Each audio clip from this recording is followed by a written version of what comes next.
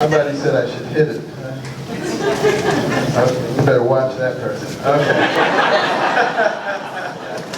Now, he said that the people of America would become less vigilant. And they would not be paying attention. They would not be informed. They would not be well educated. They would be more interested in the football game and who's on Dancing with the Stars. Now, he didn't use those two examples, but you get the point. And he said, as a result of that, the government would just grow and grow, infiltrate every aspect of our lives and begin to control every aspect of our lives.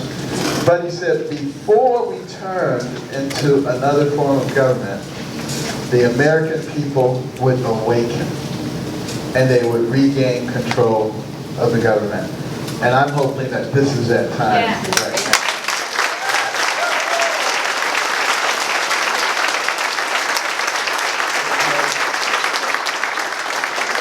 I'm afraid that if we don't wake up now and we get another progressive person in there who gets 2 or 3 Supreme Court picks, we're toast.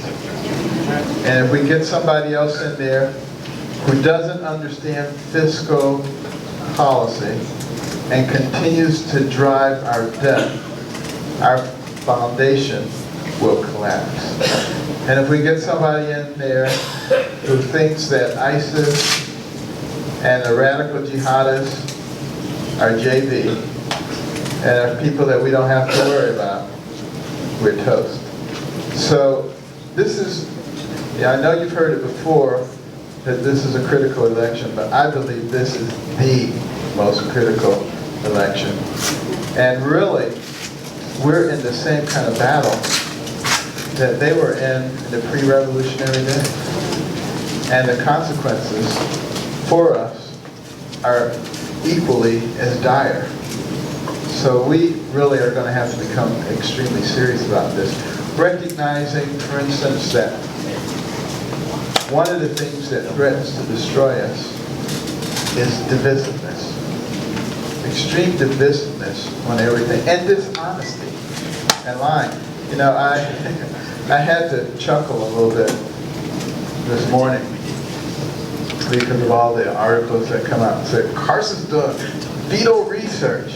And he wants Planned Parenthood to fund it, but he did fetal research, you know, based on a paper in 1992 in which my only role was to obtain tissue from a tumor in a patient and send it to the pathologist.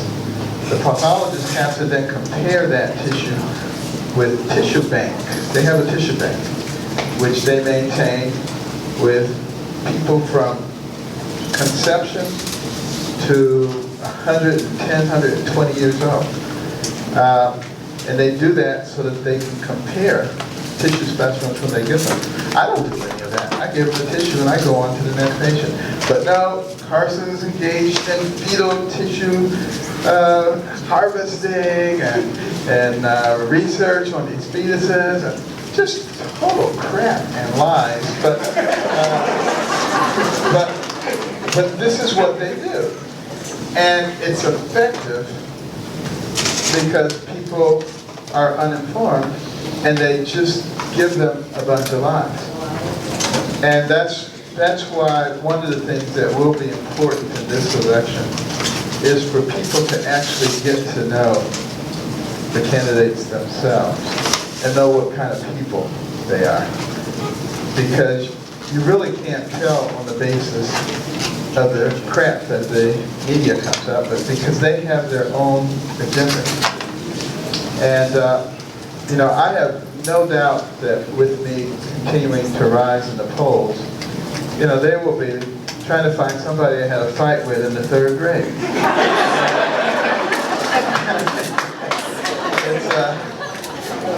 It's anything but talk about the real issues. And you know, one of the real issues is the divisiveness that's going on in our society. You know, we are dividing people into every category that we can. You know, this phony war on women, I think, is absurd. You know, the relationship between a woman and the baby in her womb is a sacred relationship. There's nothing closer than that. That woman has a natural inclination to protect that baby at all costs. I believe that's why God did it that way, rather than have them grow on a plant or something, and you had to water the plant. No. It's in the safest place it can possibly be. But we have reached a point in our society where people try to make you feel that that baby is the enemy of that mother, and that she has a right to kill it. And anybody who disagrees is engaged in a war on women. Now think about how distorted that thing is. A human being, just kill it and not think about it. And yet, some of those very same people will march and protest and do everything imaginable because there's somebody building a road in an area where a snail darter might die. A snail darter who's considerably less complex physiologically than the baby in that mother's womb. Now think how asinine that is. I was talking to the head of the ACLU, and he was actually giving a talk. We were in another country. He was talking about how the ACLU is just this wonderful, wonderful organization that speaks for people who cannot speak for themselves. And I said, well, a woman came to me, she was 33 weeks pregnant, and you know, the baby had hydrocephalus, so she was actually on her way. She'd been counseled to go to Kansas to get an abortion. 33 weeks. That means that baby was viable outside of the womb without a respirator. But she stopped to see me before she went there, and fortunately I talked her out of it. And she delivered the baby. We did an operation, and the baby's fine, and she's delighted that she didn't abort that baby. But I asked him, I said, would you speak for that baby? That's a human being who has no one who can speak for it. Would you speak up for the rights of that baby? And he hemmed and hawed and just couldn't come up with an answer. Later on that evening at dinner, he sat next to me. I said, let me make it easy for you. In the neonatal intensive care unit, we have a lot of babies that are a lot younger than 33 weeks. 24, 25, 26, 27 weeks on an incubator, getting maximum support. How about that baby? Could you advocate for that baby? Oh yeah, absolutely, no problem. I said, but the one that's 33 weeks, much further along developmentally, you can't advocate for it. He says, well, I know that doesn't make any sense. He says, but I actually believe that the mother has the right to kill that baby until the second it is born. And I said, would you say that in public? And he said, no. But, you know, that's the kind of mentality that we're actually dealing with. But worse than that, or just equally as bad, is the fact that you have people who try to make people on different sides of that argument into bitter enemies who want to destroy each other. That's where the problem lies. And anytime there's a racial incident with people of two races, it's got to be a new race war. There's racism rampant throughout our society. We're going to destroy ourselves with all this racism. The fact of the matter is, you're going to have conflicts when there are people. Whether they're of the same race or whether they're of different races. You're still going to have conflicts because people have conflicts with other people. And what we need to do instead, particularly, you know, with regard to, you know, the whole issue of Black Lives Matter, which has been, you know, made very prominent throughout the nation. I've never met anybody who didn't think Black Lives Matter. But what we really need to be talking about is adding a word to that phrase. The word all. All Black Lives Matter.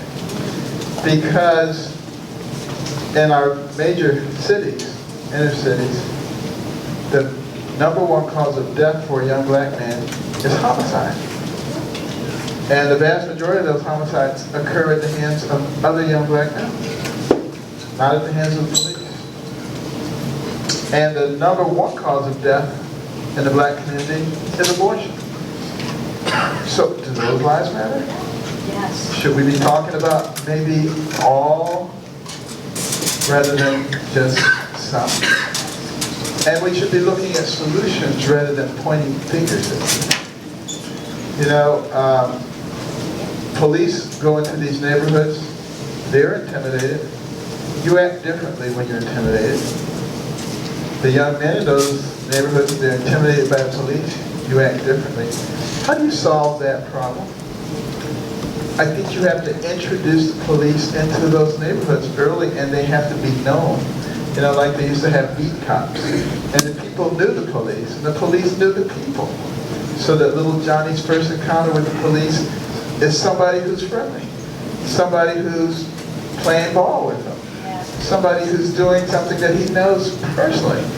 And that policeman also knows the people in that neighborhood. I was talking to a policeman recently in Baltimore, and you know, he frequents a particular neighborhood. He says he knows everybody there. They all love him. He says he never has to worry about lunch or dinner. People are always inviting him in for lunch and dinner. You know, and